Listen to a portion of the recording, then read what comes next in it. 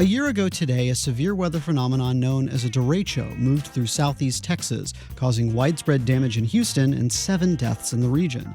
I'm Joshua Zinn, filling in for Craig Cohen, and today on Houston Matters, we reflect on what happened and what scientists have learned from studying the event. Houston Matters with Craig Cohen is a production of Houston Public Media with support from Baylor College of Medicine. Also this hour, the nonprofit news organization Houston Landing has shut down as of yesterday. We'll reflect on what the site achieved in its short run and lessons learned from its demise. Then, from record-breaking heat to possible changes to HOV eligibility to the return of HBO Max, we break down the good, the bad, and the ugly of the week's news. And we go behind the scenes with the Ensemble Theater's regional premiere of the play Coconut Cake. We'll start with a news update from NPR and News 88.7. Stay with us.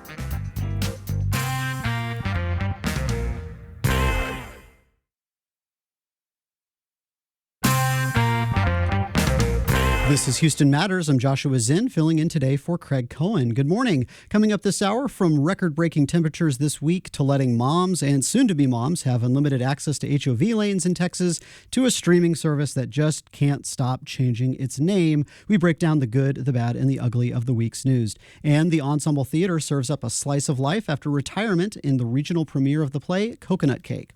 But first, on this date 1 year ago, as you heard in our newscast, a severe weather phenomenon known as a derecho roared across southeast Texas, beginning in the evening and stretching on into the next day, eventually reaching all the way to Florida.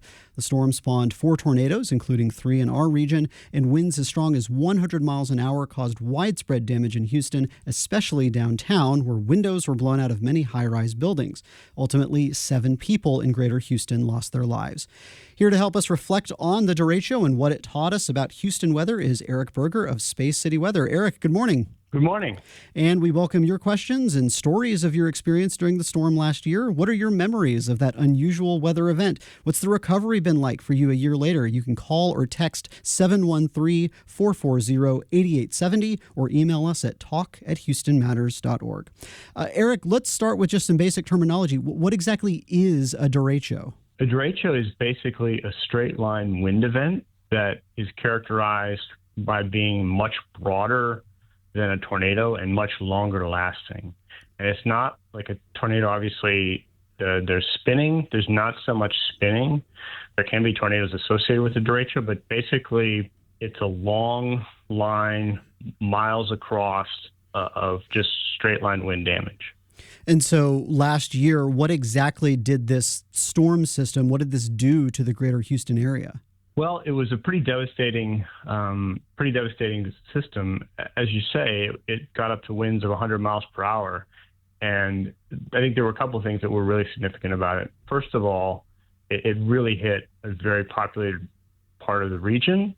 As you say, right through downtown Houston, northwest Houston. So basically a very dense urban core. So it really had a high impact. And I think second, speaking as a meteorologist, it really caught us off guard. We hadn't seen an event like this before in Houston. While we knew there was the potential for severe weather that afternoon, none of my colleagues, and certainly us at Space City Weather, expected something like that. So I think people were both caught unawares, and it hit a really highly developed part of the community. Yeah, you talk about being caught unawares. It feels like for a lot of us, it just kind of came out of nowhere. Is it possible to predict this kind of storm, given how quick and sudden it is? Well, derechos are notoriously difficult to forecast because the conditions for them to exist, you need hot, humid weather. Okay, we have that quite a lot here in Houston in the late spring. And you need strong winds aloft, basically very potent winds in the upper atmosphere that kind of help seed these events. Well, we see these conditions not infrequently in April and May in Houston. So, that day we were looking at an enhanced chance of severe weather, and so we were predicting the possibility of a few tornadoes. But sometimes you get the right conditions, and these derechos form, but I can't sit here and tell you that we're going to be able to accurately forecast them in the future. So here in Houston, we're obviously more used to things like hurricanes or even major rainstorms. How does this compare to, say, when a hurricane strikes the region, like we saw several weeks later with Beryl, which also caused damage, knocked out power? I mean, how can you compare those two things? We get it all here in Houston, don't we? Everything's earthquakes, and maybe I should knock on wood about that. The thing about a hurricane is there are really three main impacts.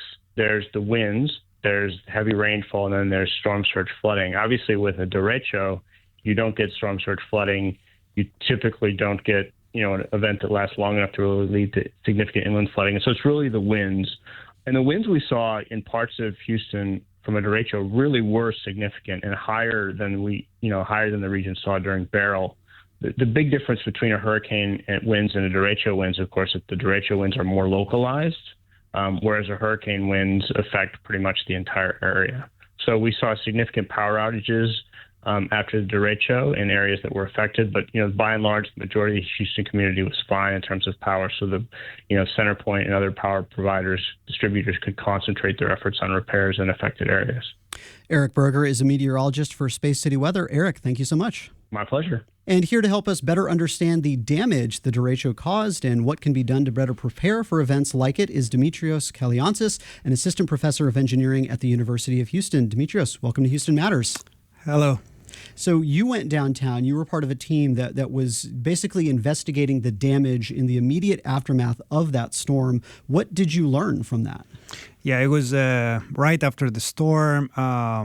With support from NSF Steer Network, we formed a team at the University of Houston very quickly to be able to go to the downtown Houston area as well as other areas, northward Houston, up to Cypress, Texas, to basically investigate what happened, be able to record the damage before repairs start and so on.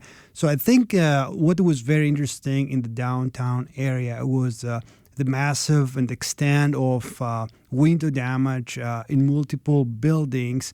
And as the meteorologist mentioned before, we observed, based on the weather stations, wind speeds up to 100 miles per hour. But in reality, most of the buildings in the downtown area should have been able to resist this type of forces on their facades. So we saw the damage that was so extensive, and we hypothesized that this is probably because of a wind tunneling effect that basically amplified the forces on the facades and caused this extensive damage. So we also observed other interesting phenomena, for example, significant damage in lower elevations of facades versus higher elevations. Some buildings that we thought they're very interesting from a research perspective, and it's a topic of investigation in our laboratory. Yeah, so now that you've sort of studied that damage, what does then the future research look like? What are you hoping to learn for thinking about the future, especially when it comes to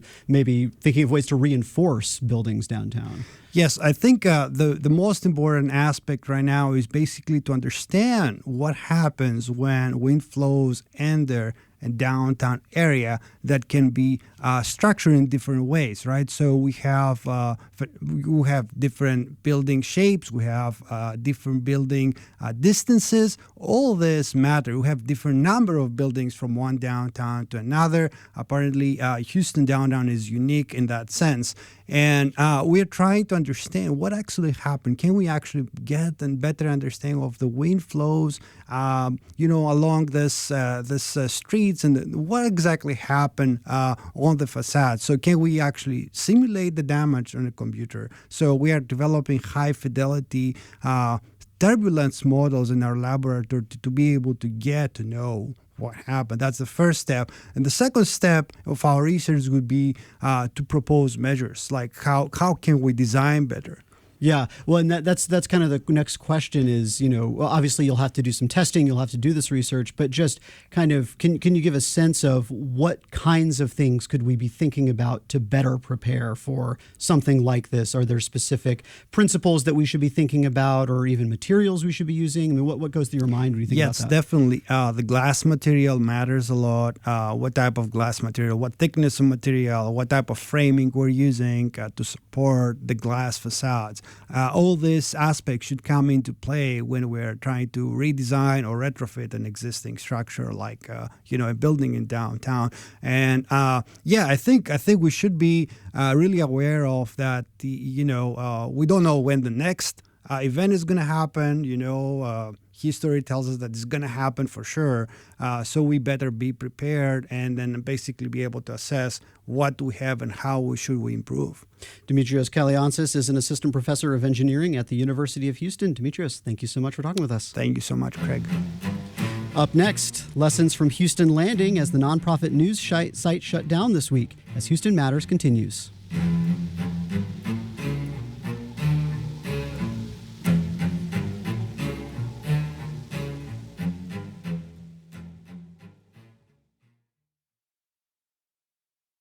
This is Houston Matters. I'm Joshua Zinn, in today for Craig Cohen. Since 2005, more than 3,200 print newspapers have closed in the United States. It's no secret that journalism as a business has been under crisis for some time, as newspapers have faltered with tanking ad revenues. Many have turned to nonprofit newsrooms as models for rejuvenating local journalism that can help inform the public on what's at stake in things like local elections and holding public officials accountable. The Houston Landing was one such venture that launched in February of 2023 with significant support from the Houston Endowment, the Kinder Foundation, Arnold Ventures, and the American Journalism Project. Houston Landing had many successes, but also many challenges, including the dismissal of an editor-in-chief and top investigative reporter, both of which made national news. But the Houston Landing's reporting over the last 2 years has helped illuminate a lot of the goings-on in our region. Well, the Landing had its final day of operations yesterday, May 15th. Maggie Gordon was among those who joined the venture from the beginning, starting as a columnist before becoming the Landing's senior storyteller. And she joins us this morning to talk about what the work of the Landing has meant for Houston. Maggie, good morning. Good morning, Josh. How are you? I'm good. And I wanted to ask you just this week, how have you been? What was it like kind of, in these last few days? It's like I remember I was in college when the final episode of Friends came out, and you kind of wonder, what was it like for those people behind the scenes that week? And I feel like I kind of know now. You're saying goodbye to friends, packing up boxes, and just thinking, my goodness, I have to leave this beautiful space that I've loved so much. And so it's kind of had that sort of graduation feeling. Yeah. Houston is not exactly a news desert. We have a lot of media organizations here, but why was it important to have an organization like the Houston Landing among the outlets that we currently have? Yeah, no, Houston isn't a news desert. I know that. You know that. For people who aren't familiar with my work, I spent 7.5 years at the Chronicle before I came to the Landing. The Chronicle is a fantastic newspaper. They just won another Pulitzer. You know what I mean? We are not a news desert. That said, as you noted, the state of news, it's just been declining and declining. And the number of people who work in news, even as the number of news organizations stays still or decreases just a little bit in our area, the number of people who work in the news has shrunk. And so you see reporters and editors who used to have what would be 40 hours of work in a week feel like 80 hours. And there's just so many stories that aren't able to be told. And that, I think, was the great promise of the Landing, saying we don't have to fill, 26 inches on page B8 today with this and make that our goal. We don't have to get this many clicks on this story to meet our ad revenue, make that be the goal. The goal was, let's tell a story that matters. And I think that was what we sought to do. And I do think we had a lot of successes in that realm. Yeah. You mentioned you had worked for the Chronicle before, and then you eventually went over to the Landing. What was it about joining specifically a nonprofit newsroom that attracted you and made you think, okay, I think I'm ready to move on to the next thing? Yeah, I still remember, and I've been thinking about that moment a lot this week. It was a terrifying moment because I loved my job at the Chronicle. I was an editor on the health desk and the features department. But I was speaking with the founding editor-in-chief of the Houston Landing, Mizana Rahman, who had been a mentor and editor of mine for years and years at the Chronicle. And when he first approached me to leave and join the Landing, I asked him, my big question was, what will be your metric for success? And he told me essentially it won't be page views. It will be impact. Can we get a law changed? Can we get people to care about something? Can we just get something to the point where people are talking about it so that maybe in 6 months or a year, other organizations are also reporting on it? So then there's a law change. And it was really about that idea of let's do work that inspires, empowers, and moves the needle. And that's when I was like, oh my God, I'm quitting my job. Yeah. Well, and so speaking of that, I mean, what was some of the reporting from you and from your colleagues that you felt made a real difference and was emblematic of the journalism that captured what the landing was all about? Yeah, I mean, I have to say that some of my favorite work that I did, and I've been here at Houston Matters talking about it before, is the work that I did in the Houston Public Library. I was working on a story that was really, I thought was going to be a one and done story. And as I was talking to people who worked in the library, they started telling me that they were having trouble with their bosses. And as I would try to confirm things with their bosses, I could tell I wasn't being given the truth to some of the answers I was asking. And so I spent a lot of time listening and interviewing people and pulling hundreds and thousands, actually, of public documents. And we ended up writing, I don't know how many stories I wrote about the library, a dozen or so. But over the course of that, we uncovered that there was a hostile workplace at the library. The new mayor said that he was going to take action, and then he did. He brought in new leadership at the library. And then it continued going to, I found that there were issues with the actual building of the Montrose Library. And then that library got closed, and so that is the kind of impact that I came to the landing to do. And that's just an example of the work that I did, and am one of, I think there were like 23 of us. We all have stories like that. Mm-hmm. What are some of the challenges that the landing faced, and what lessons can you sort of take going forward, or what lessons could another newsroom take going forward, thinking about the ways that the landing maybe struggled or stumbled? So I do think there were great moments of humility for me when I came to the landing, because when you tell people I work for the Houston Chronicle, everyone has heard of it, right? And I would start conversations when I'd want to interview people, and I would say, hi, I work for the Houston Landing. Have you heard of us? And they would say no, and I'd say, okay, that's okay, and I'd explain it. But even just now, I was coming up in the elevator with somebody, and I was wearing this Houston Landing sweatshirt, and we're now closed. And I said, did you ever hear of it? And the answer was no. Yeah. And so part of the whole thing was we're not worried about page views. We did have healthy page views, but in a city, in a market with 4 to 8 million people, there has to be a higher concentration of people who are aware of you. And then I think the people who were aware of us were pretty loyal and willing to support, but I don't think that we grew to a broad appeal. I don't know that anyone can in 2 years. But I think one of our biggest issues was just an awareness issue. Mm-hmm. Yeah. Is there still a need for the kind of journalism that the landing brought to Houston? Oh my God, yes. Yes, of course there is. And I think, as I see some of my colleagues start accepting jobs at other places, I see them going to nonprofits again, like, moving to Wisconsin or Pennsylvania to do the same kind of work.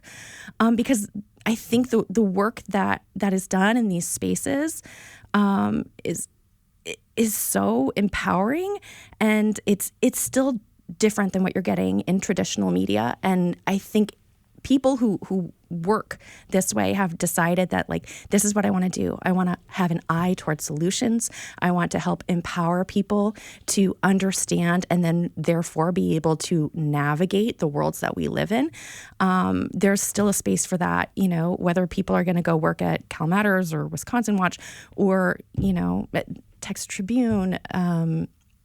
There's space for it nationally and here in Houston. Yeah. What has this experience meant to you personally and as a journalist? What are you going to ultimately take away from all of this? This experience meant a lot to me personally. I started at the landing when my oldest daughter was 8 months old. I'm leaving the landing when my youngest are 8 months old. I have 8-month-old twins. I feel like I lived like a very important chapter of my life here. And I feel as though the landing gave me back passion and purpose in journalism. And I hope it did that for our readers too. I wish we were still here. I wish we were still doing what we were doing.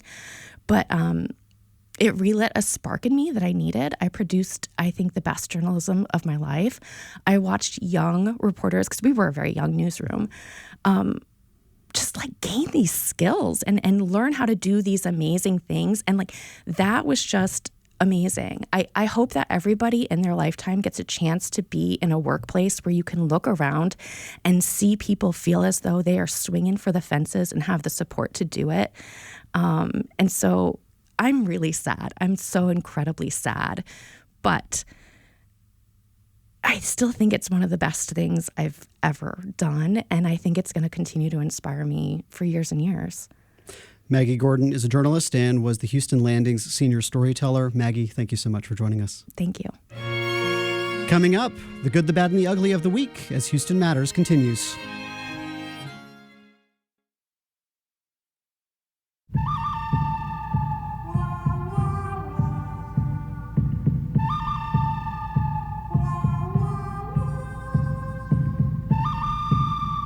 A lot can happen in a week, some of it good, some of it bad, some of it downright ugly. When faced with intriguing developments in the week's news, we turn to a rotating panel of non-experts to parse the good, the bad, and the ugly of it all. On today's panel, Charles Kuffner, who writes the Off the Cuff political blog, and Marcus Davis, owner of the Breakfast Club restaurant. Charles, Marcus, welcome back to Houston Matters. Thank you for having me. Thank you. Panel, spring may be over in Houston. While we technically have about a month before the summer solstice, which is the official start of summer here in our part of the world, temperatures in the region this week are breaking records, some set over 100 years ago. On Tuesday, we saw a high of 95 degrees, which topped a record of 94 set in 1907. On Wednesday, we hit 96, which exceeded a record of 93 set in 2018. And today, as we record on Thursday, we're looking at a predicted high of around 94, which would at least tie another record in 2018 of 94 degrees. But wait, there's more. According to Space City Weather's Eric Berger, while the urban core of Houston will remain in the 90s, some areas north and west of Houston proper might have seen isolated 100-degree readings this week. Eric also says that the high-pressure pattern we're experiencing right now causing our current heat does not bode well for the next few months of actual summer. Houston is breaking temperature records this week, and summer hasn't even started yet. Is this good, bad, or ugly? Charles Kuffner. Well, of course it's bad. No one wants to see the temperatures like that, especially not at this time of year. However, I kind of want to see if we can maybe recast this a little. You know, on the rare occasions when Houston suffers, a freeze or a cold spell, people up in the snow-having states will point to us, as we're losing our minds over temperatures in like the upper 20s and laugh at us for not being able to handle weather that they consider to be maybe moderately chilly, maybe. But then when summer comes around and the temperature gets above 90 where they all want to go hide in the refrigerator and we laugh at them. So I just want to say, Houston, I know you would have preferred the hot weather to take its time getting here, but just remember, this is an opportunity to show all those Yankee states that we are in fact made of sterner stuff, and this is now our time to shine. Marcus, what do you think? I was about to talk about this is hellaciously ugly, but I don't know how I can follow that. Mind over matter. Anytime you said Yankee, speaking of New York Yankees, anytime we get to show them how much better we are than them, of course I'm going to take full advantage of it. Yeah, this is ugly, but I have to say, it was not until I read the notes for the show that I actually knew that it was this warm.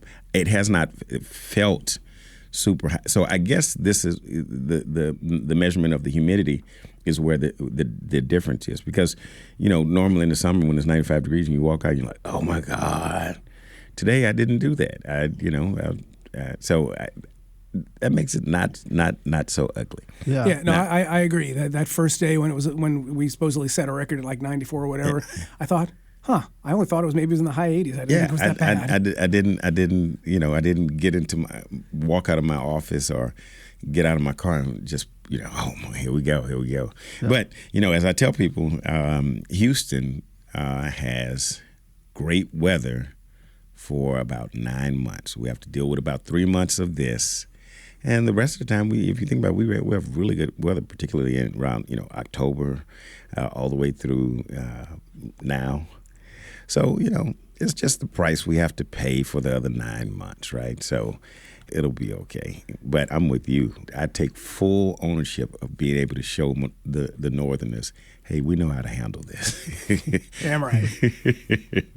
Panel, a bill in the Texas legislature could bring a major change to HOV lane eligibility for Texas drivers. House Bill 2462, a proposal from Plano Representative Jeff Leach, would change the requirements for vehicle occupancy to allow for both pregnant women and mothers to use high occupancy vehicle lanes regardless of how many people are actually present in their car.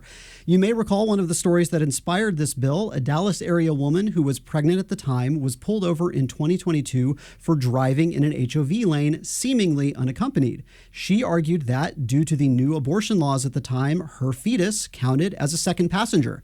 Shortly after that incident, Leach filed a similar bill during the last session in 2023, but it didn't go anywhere.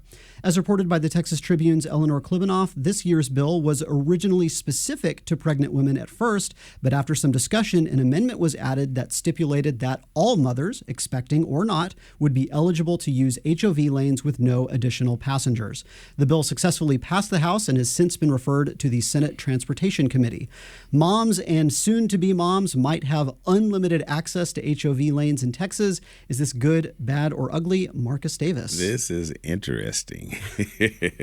So listen, I remember when the law was first passed, right? The whole abortion thing went up. And I remember reading and seeing, but this one in particular that listed all of the other benefits that a pregnant woman should have if, in fact, the fetus is counted as a child. Like tax benefits, like I should be able to do this, I should be able to do that if it's already a living, breathing being. I remember that well.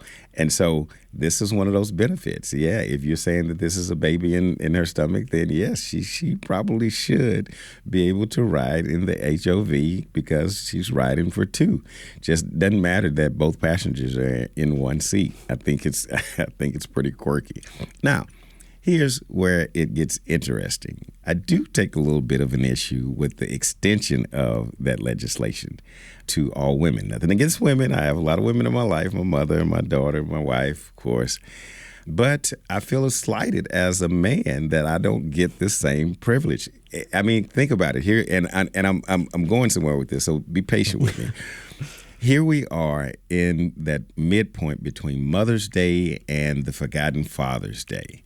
Right? Mothers already get all of the, restaurants do their maximum sales. The retail industry does billions of dollars more for Mother's Day. I walk in to give my wife and my mother a card, and the shelves are empty.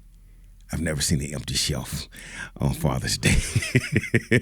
So mothers already get all of the glit and the glamour. If we're going to extend that privilege, then it should be for the seed producer as well. So I want my privilege in riding in the HOV because I am the donor.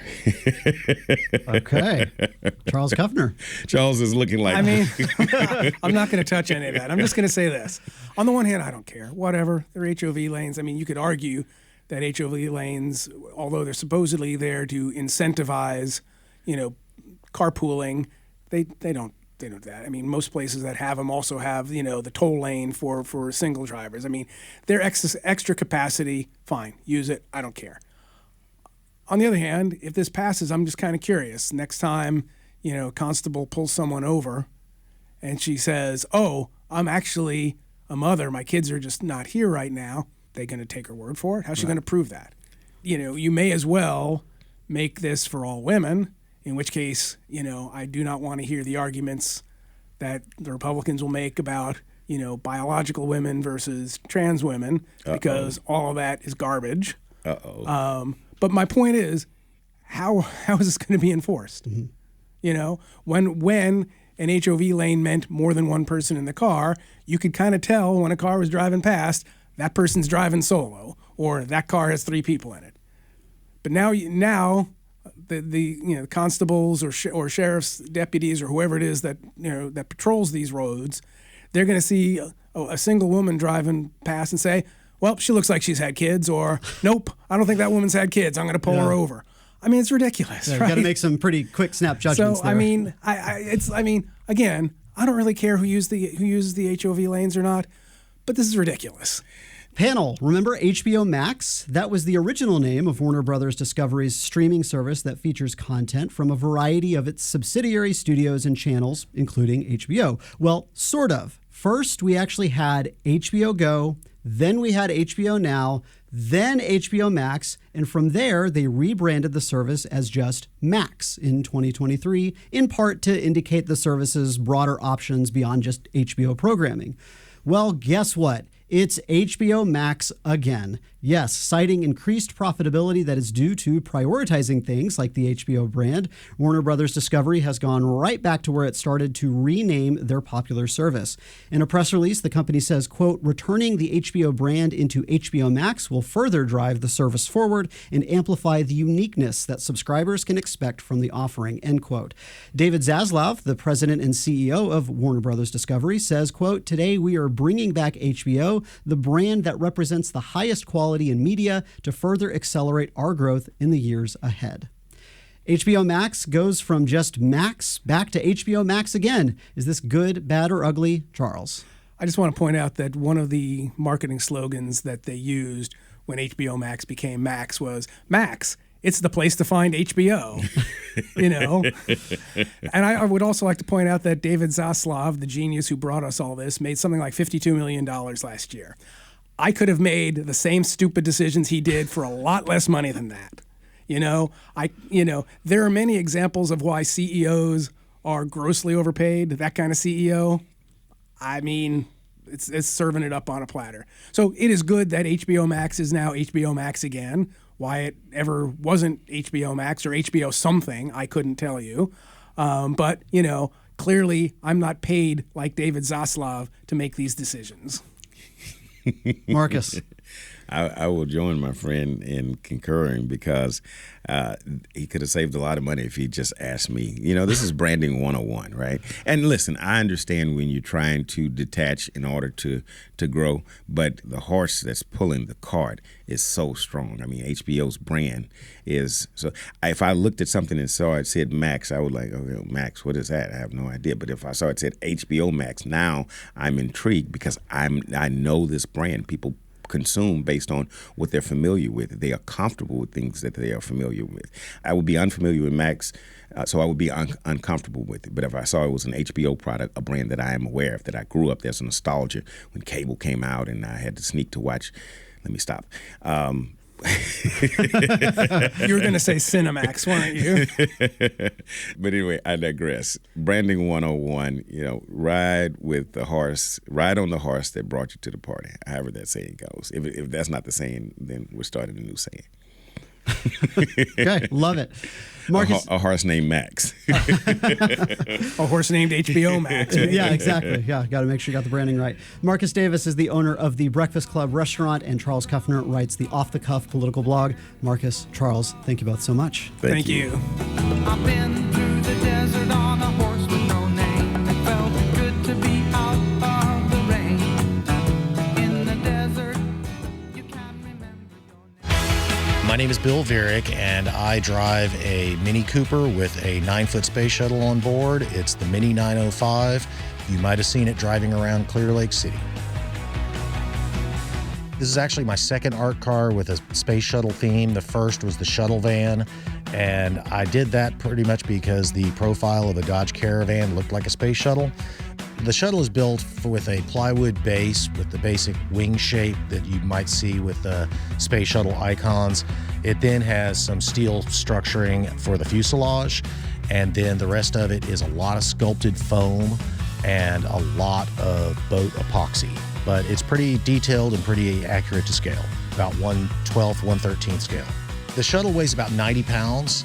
And while that's not real heavy, it's really cumbersome when you're trying to put it on top of a mini Clubman. This is my daily driver. The shuttle's up there most of the time. When it's not, it's in my shop getting refurbed.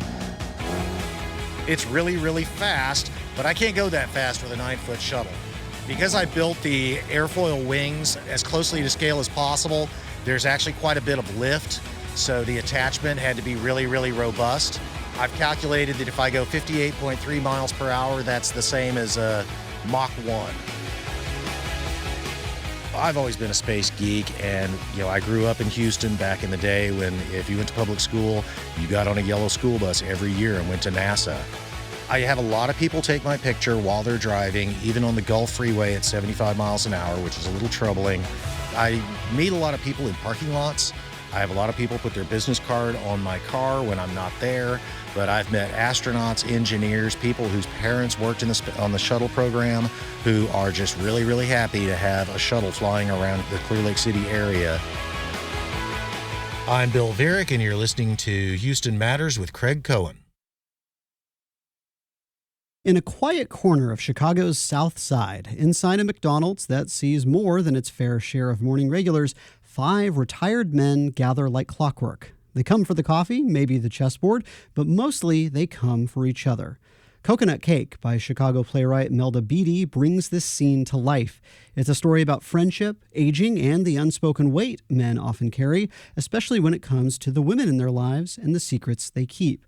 The men talk, laugh, argue, and reminisce as they share pieces of their lives over hash browns and hot coffee, all while the arrival of a mysterious coconut cake threatens to shake up the group. The play is part of a world regional premiere now showing at Houston's Ensemble Theater. Houston Matters producer Laurel Walker sat down with the play's director Eileen J. Morris and members of the cast to learn why the fast food restaurant became the perfect backdrop for unpacking the humor and heartbreak of growing older in a rapidly changing world. Miss Boulay showed me pictures of her days dancing while we drank tea and ate some of the best damn coconut cake you ever tasted. Man, I love me some coconut cake.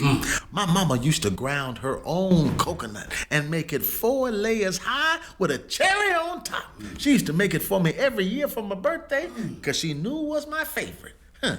Nobody could make it like her.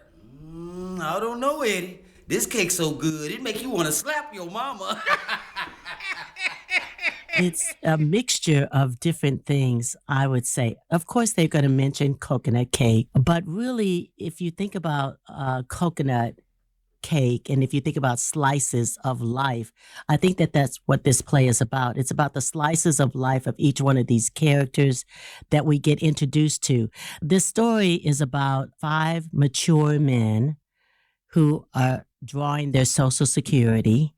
And they come together at this fast food restaurant. In our case, it's a McDonald's. And they meet every Monday so that they can play chess and talk smack and reacquaint themselves with each other, catch up on what's been going on in each other's world over that past week, and then move on in life. You know, normally the barbershop is a place where you see like the sanctuary place where, you know, the men can speak and say what's going on in the world. But, you know, in this production, it is the neighborhood restaurant, the McDonald's. That's their place of refuge. What was it like turning McDonald's into this place of refuge? We actually went to a McDonald's. And everybody's looking around like, because we were running lines and doing everything. But I think that's part of her process to make it real. The set designer, whose name escapes me, Eileen can bring Joyce Milford. Joyce Milford did an outstanding job. We had our first preview, and people were remarking about how remarkably close to a McDonald's it is. When we meet every week, it's a beautiful thing for older people to be able to have somewhere to go, as opposed to just having to sit at home watching TV, The Price is Right or whatever. I'm new to the group. I'm the newest member of the group of 5.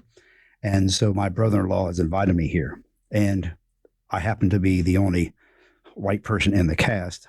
We had the privilege of talking with the writer, which was really, really cool, and how these characters came in. And my character came in late. One of the audience members is the OCD. I'm always, it's all about repetition, about what we do every week. So I think that's been the beautiful thing about it. And It's just a privilege to be here. I love working with the ensemble. And my character, I won't say the name on on public radio right now, but the initials are GD. And so GOT is the first part of it. I won't say the rest, but mine had an accident a few years ago. So he has mental issues, but it's a wonderful story. African-American men in urban settings who started off in the South, part of the Great Migration. They bring a little bit of the South, but now they're in this urban environment, Chicago, which has its own persona, different than New York or Los Angeles or Houston for that matter. And so as opposed to having a country club or old guys club where they can go, this is their spot where they go and just talk about life and the journey that life brings us all through. What's it like trying to peel back those layers on a character that does have mental illness, especially in like the Black community? We either kind of try to ignore it sometimes or, it's like the butt of the joke. So what was it like portraying that character? Years ago, actually, one of the first productions I did was a show I did with Eileen, was Piano Lessons. Years ago, Clark Purdy, he gave me something very important that was never make fun of your character. And so one of the things that Eileen always stresses is look at the words. Think about the words that you're saying, because he's a very real character. And though he has issues, he's like everybody else. There are many different parts to every person, even persons with mental issues. And so I think with her, she's going to make sure that you're realistic in terms of, is this something that if I just met this guy, I could believe that he really does have mental illness. So it's not just repeating lines. It's actually understanding, because there's always a backstory and the story is always going forward. So it's understanding, how do you bridge that gap? I sit up high so I can be closer to him. I can see all the lights up high. It's some lights up there too, but I see the lights real good from up high. Some lights don't shine as bright, they dim. You talked about the meeting, the playwright of the play, Melda Beatty. This play, we talk about women, but they're absent. But a woman has written it. So, I love it. Are they absent? Well, yeah, they maybe not. It's not as prevalent, but there's a lot of talk about women, and it's coming from a woman giving a male's perspective. How do you all feel that she was able to like encapsulate that perspective? During one of the rehearsals, Eileen spoke earlier about a chess. One of the actors came up with, which chess piece are we individually? We all feel the audience is the queen. And so because there's 5 males on here, but there's always a female in our life, a woman in our life, has been, will be, or whatever. My character, I'm the pawn, sacrificial or not. We don't know that. That was an interesting thing that somebody came up with on how we dealt with the woman all the time. And during the preview, they felt that there was a woman present the entire time. And that was rewarding. Something that Eileen stressed, you've got to be in that moment with the woman in your heart. We met with Pastor Greg right after the service about the wedding.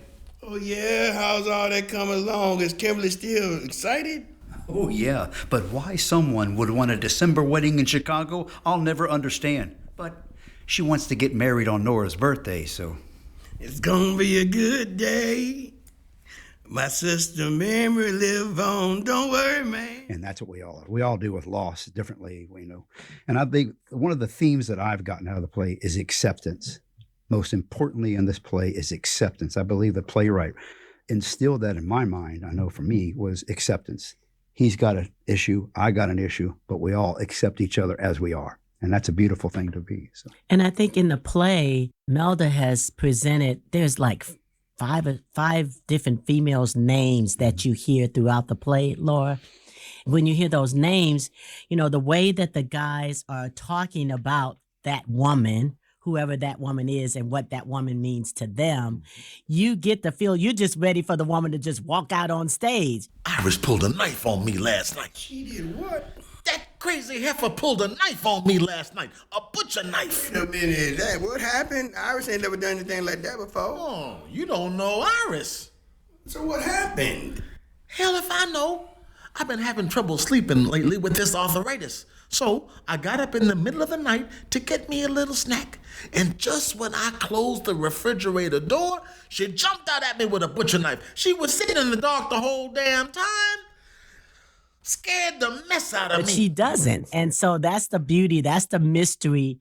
That's kind of part of the suspense, I would say, that Melda has presented to us as audience members, and that really kind of have you going, well, when are they coming? I know I'm going to see her because they keep talking about her, but she's given us that suspenseful moment that we get to share and enjoy just by hearing them talk about each woman. What do you think Coconut Cake says about friendship or even about masculinity within the older male community? All I kept thinking about was, gosh, I know these guys. I know these men. You know, you think about your grandfather, your father, your uncles, your brothers, people that have been the men that have been a part of your life. And we don't get to hear, except like you said at the barbershop, sometimes men kind of let go and release a little bit more, but you don't often hear about men releasing and sharing as much as you do women. And so this play brings about a lot of different variables that men talk about, from religion to clothes to cars to women to places to stay to the community to brotherhood to how they used to do things to there's so many different things that they talk about. And you go, wow, they're just like sitting there having a chit chat about all of these various things that make a lot of sense. And it just helps you to connect even more because you've heard that before from people in your life, if you think about it. And it just connects you even more about how the men in the world, you know, talk about their illnesses or various things that maybe you might not have thought that they do talk about, but they wind up talking about it, especially in this story they do. I think the operative word is gossip. You get an opportunity to see how men talk when they don't have the filter of having women present, because that does change conversations. Yes. Rightly, wrongly, or indifferently, it does create additional filters. So now we get like a boys chat where they are speaking as men speak. Another word that comes to mind is secrets. It's how you express those secrets, when you express those secrets. And I think that's in life. And I think the playwright has nailed that on each character. Everybody's got one, whether it be good, bad, or indifferent. So come see the play and find out all of our secrets. You know what's interesting? I was sitting here thinking as you all were talking about the fact that Melda said that she took this story based on just conversations with her dad and uncles and other people that she'd heard about, seen be in conversations like this, and that there's an actual McDonald's in Chicago where they're there and they're playing chess and they're having these weekly meetings and they're talking and sharing and having secrets and gossiping and doing all those things. But I was just thinking about how rich it is because we had a couple, Ernest and Mary Redmond, that were McDonald's franchise owners that came and talked to us about being in McDonald's. And the first thing they told us was that this is real. This happened at our McDonald's. We had several of them. I think they had 7 McDonald's. And they said at every one of those McDonald's, there would be a group of men that would gather to play chess, checkers, or just sit and talk or, share coffee or watch the McDonald's. And they said that they were their security sometimes because they'd be letting them know if somebody was coming in to try to do harm to the McDonald's or anything like that. But that was not always the case. It was really just about the camaraderie that these men had when they would come together at these various McDonald's. So when you hear that, it just brings even to life the realness of what we're portraying on stage. What should audiences walk away from Coconut Cake? What do we want to leave them with? Compassion. I think that everybody's got a story. If we're compassionate human beings, that's beautiful. And so that's why I take every time I leave rehearsal. I live in Galveston, so I drive every night, and I love it. It's going over the whole night, but I think that word comes to mind more than any is compassion, because every one of us in life has a story. Are we compassionate enough to listen, accept it, and be conclusive? That's what I get out of it. To be open to what life has in store, because definitely we know life be life and you either gonna, keep going or make it happen, not make it happen. But if you be open to exploring and allowing yourself to find what works for you and those around you, I think that you'll be able to move through life in the best way possible. We heard from director Eileen J. Morris, actor James West III, and Kevin Doherty, all talking with Houston Matters producer Laurel Walker about Coconut Cake. It's on stage at Houston's Ensemble Theater through June 1st. And that'll do it for today's show. The Houston Matters team includes Craig Cohen, Michael Haggerty, Brenda Valdivia, Mincho Jacob, and Laurel Walker. Jared Carroll is our technical director. On Monday's show, the results of the latest Houston area survey, the long-running report on the attitudes, beliefs, and concerns of the people of Greater Houston. Plus, veterinarian Dr. Lori Teller answers your pet care questions. You can send them now to talk@houstonmatters.org. And we'll get an update on the latest in Houston sports from Jeff Balke. Craig's back on Monday. I'm Joshua Zinn. Join him Monday for those and other Houston Matters.